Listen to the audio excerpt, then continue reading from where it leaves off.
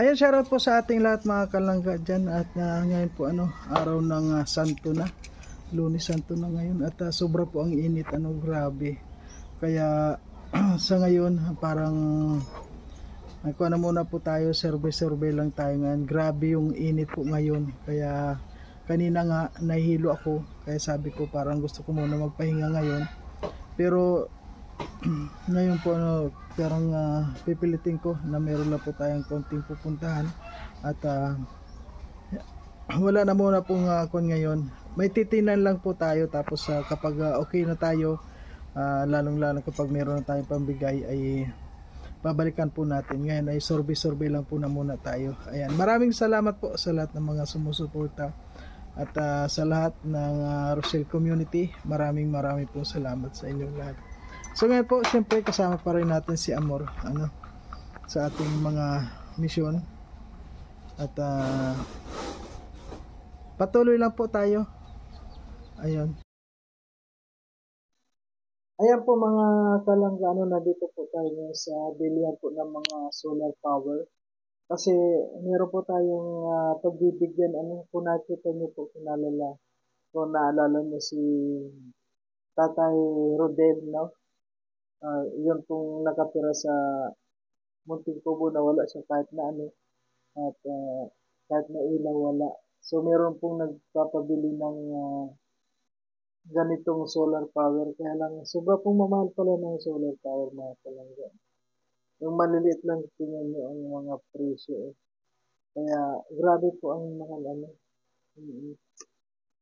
Kaya naghanap po tayo ng medyo mura lang, kasi mag-isa lang naman siya doon. Ito ang mahal nito. Kaya maghanap tayo ng medyo maliit-liit lang dito. Ang liliit lang po, pero ang mamahal na. Kaya ayan, pero maganda sana. Ito naman pong nasa taas na to. Yan parang hindi naman yun makailaw sa loob ng bahay.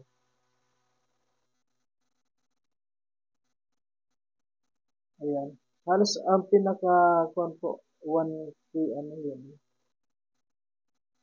Kulang po yung ating budget sa ganitong kuan. Kaya maghanap po tayo ng medyo maliit pa dito. Ayan, samahan niyo po ako dyan sa kabila. Ay! Ano yun hanap ko? Pitsin?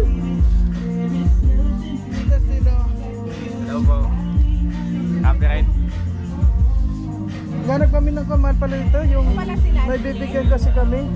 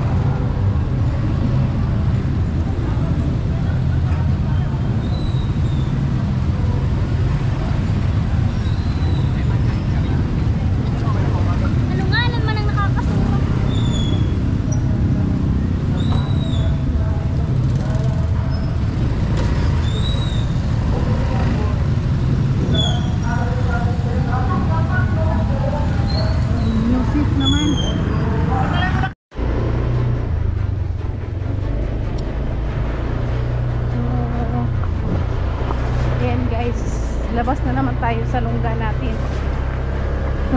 Kahit mainit. Isa na naman tayo ng ating paggagala sa bundok. Sundan niyo po kami guys, samahan niyo po kami.